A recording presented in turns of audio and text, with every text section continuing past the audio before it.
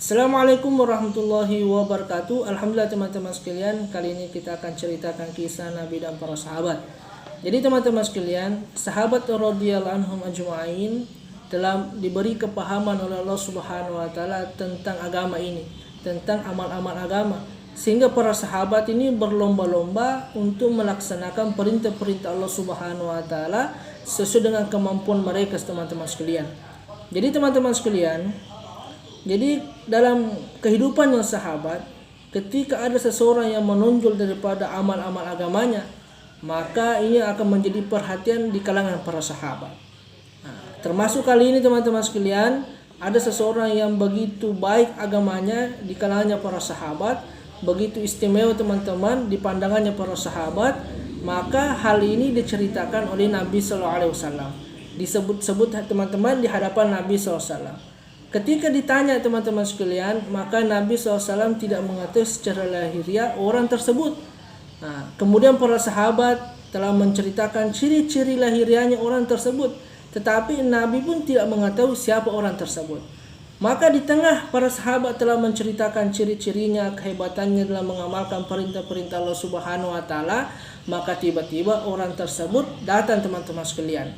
Maka dari kejauhan Nabi SAW dan para sahabat ini melihat daripada orang tersebut. Kemudian sahabat bertanya, "Ya Rasulullah, itulah orang yang ceritakan tadi, yang begitu hebat daripada amal agamanya." Maka Nabi SAW tidak seperti manusia seperti biasanya teman-teman sekalian. Nabi SAW melihat sesuatu yang tidak dipandang, yang tidak dilihat manusia pada umumnya.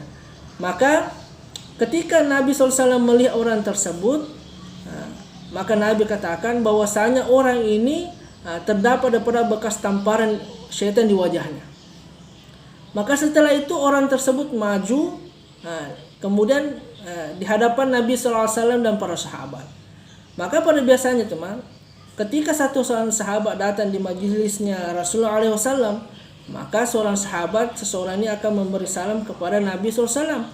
Namun kali ini orang tersebut tidak memberi salam kepada Nabi SAW dan para sahabat yang duduk pada saat itu.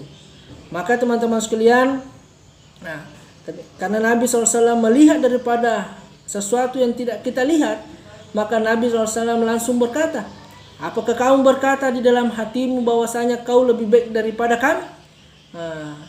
Maka teman-teman sekalian, maka dia katakan betul. Dia merasa bahwasanya dia lebih baik daripada para sahabat, dia lebih baik daripada Nabi SAW yang duduk pada saat itu, orang-orang yang duduk pada saat itu teman-teman sekalian. Maka setelah menjawab pertanyaan Nabi SAW, maka dia langsung daripada melaksanakan sholat. Maka Nabi SAW bertahu kepada sahabat, siapakah yang ingin membunuh, yang dapat membunuh pada orang tersebut? Maka orang yang pertama mengangkat tangannya adalah Abu Bakar. Ketika Abu Bakar hendak melaksanakan perintah Nabi SAW untuk membunuh orang tersebut, maka dia melihat daripada orang tersebut telah sholat dan mengucapkan subhanallah.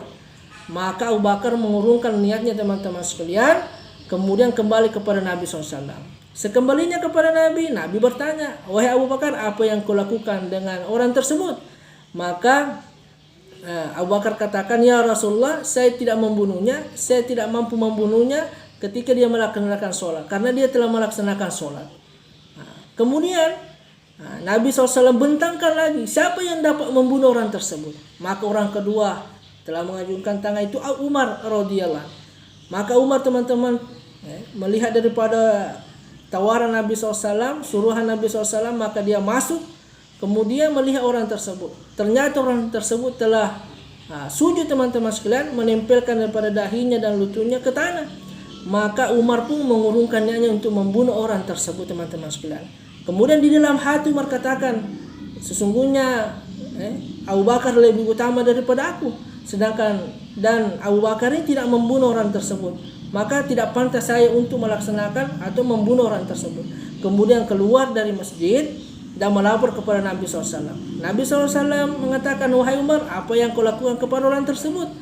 Maka Umar katakan, "Ya Rasulullah, sesungguhnya saya tidak membunuh orang tersebut, karena saya telah melihat daripada orang tersebut menempelkan daripada jidatnya ke tanah dan lututnya ke tanah, bertanda bahwa dia sedang sujud." Kemudian Nabi SAW menawarkan lagi kepada sahabat, siapakah yang dapat membunuh orang tersebut?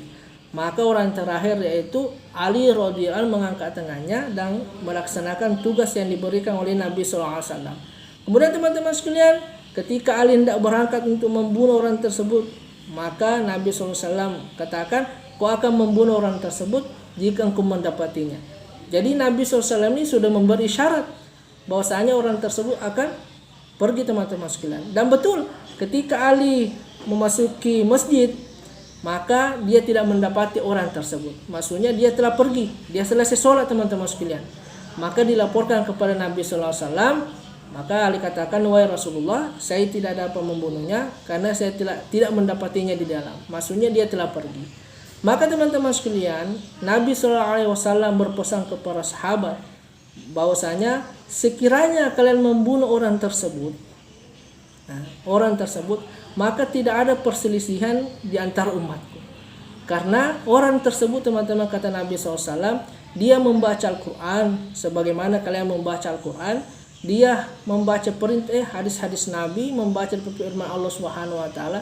Namun Al-Quran yang mereka baca hanya sampai tenggorokan, tidak sampai ke hati. Maksudnya teman-teman sekalian, bahwasanya dia telah mempelajari Al-Quran, namun pelajaran Al-Quran yang dapatkan tidak mampu membawanya dia untuk dekat kepada Allah Subhanahu wa taala. Atau dengan kata kasarnya itu hanya pandai di mulut saja, tetapi kesan-kesannya teman-teman sekalian, Al-Quran itu tidak sampai hati, tidak bisa merubah daripada hatinya, teman-teman sekalian, sehingga tidak menambah ketakwaannya kepada Allah Subhanahu wa taala. Sebagaimana yang hari ini kita lihat, banyak orang-orang non-Islam, teman-teman, telah mempelajari pada Al-Quran, namun teman-teman sekalian, Al-Quran yang mereka pelajari tidak memberi manfaat sama sekali. Maka Nabi SAW berpesan lagi, maka kalau kejumpa orang seperti itu, jumpa dengan dia, maka bunuhlah dia. Maka teman-teman sekalian, ketika masa pemerintahan Ali radhiyallahu anhu, maka terbukti daripada sabda Nabi SAW, yang mana sabda Nabi SAW katakan bahwasanya orang seperti itu akan menjadi tanduk fitnah pertama di kalangan umatku. Maka setelah itu Nabi SAW sabdakan lagi bahwasanya sesungguhnya Bani Israel akan terbagi 72 golongan, dan umatku akan terbagi menjadi 73 golongan, dan semuanya masuk neraka kecuali satu golongan. Maka teman-teman sekalian, betul sabda Nabi SAW bahwasanya orang tersebut, teman-teman sekalian, hadir di masa pemerintahan ketika Ali radhiyallahu menjadi khalifah. Dan namanya, teman-teman sekalian, telah diketahui oleh Ali radhiyallahu.